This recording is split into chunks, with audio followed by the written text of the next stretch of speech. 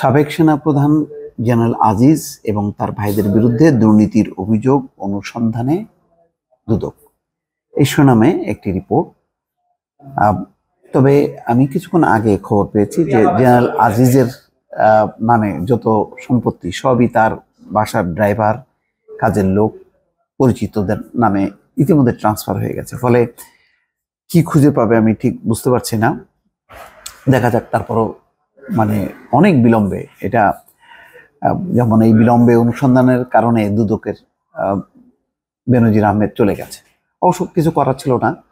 সাবেক আইজিপি বেনজির আহমেদ, তাকে যদি ধরা যেত, বহু দুর্নীতির খবরাখবর বেরোতো এবং জেনারেল বেনজির আহমেদ যে পরিমাণ নাশকতা করেছে, যে পরিমাণ হত্যাযজ্ঞ সংঘটিত করেছে, তাকে ধরলে বহু কিছু বেরোতো। দুর্নীতি পাশাপাশি গণহত্যা, গুম, খুন, অনেক কিছু কিন্তু ফসকে গেছে এবং সেটাও শেখ হাসিনা সহযোগিতায় তিনি দেশ ছেড়ে চলে গেছেন খুবই নিরাপদে।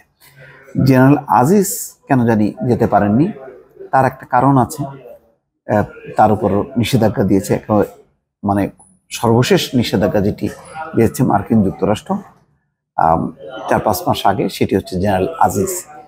তো আজিজের পক্ষে কোথাও অবস্থান নেওয়াটা কঠিন, কিন্তু সে যেটা করেছে যে তার নামে যত রকম সম্পত্তি ছিল সবগুলো তার বাসার ড্রাইভার থেকে শুরু করে বিভিন্ন জনের নামে ইতিমধ্যে সে করে ফেলেছে দলিল।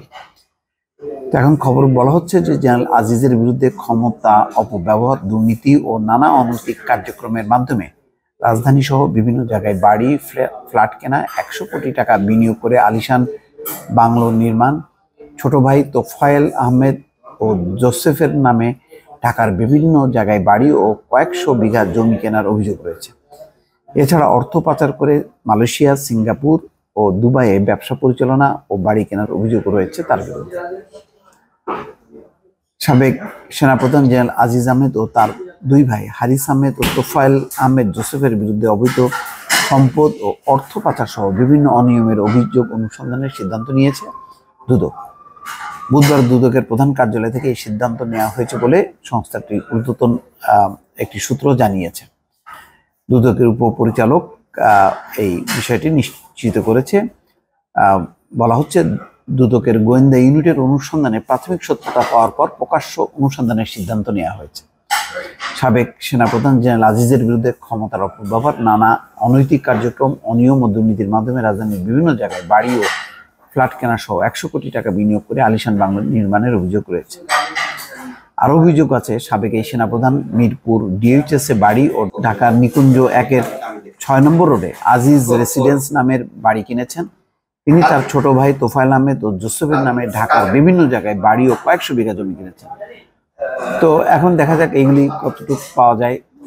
হয়তো নিশ্চয়ই তিনি যদি খুব সম্প্রতি যদি তার সম্পদ যদি বিভিন্ন জনের নামে ট্রান্সফার করেন, তার ড্রাইভার বা অন্যদের নামে, সেটাও হয়তো বের করা যাবে। এখন কতখানি আন্তরিকতার সঙ্গে করবে সেটা এখন প্রশ্ন। দুদকের ব্যাপারে অভিযোগ আছে এবং অনেকে বলছে যে খুব দ্রুতই দুদক এবং নির্বাচন কমিশন পুনর্গঠন করা উচিত, তা নাহলে বহু অনিয়ম, বহু অজানা অধ্যায় উন্মোচিত হবে না।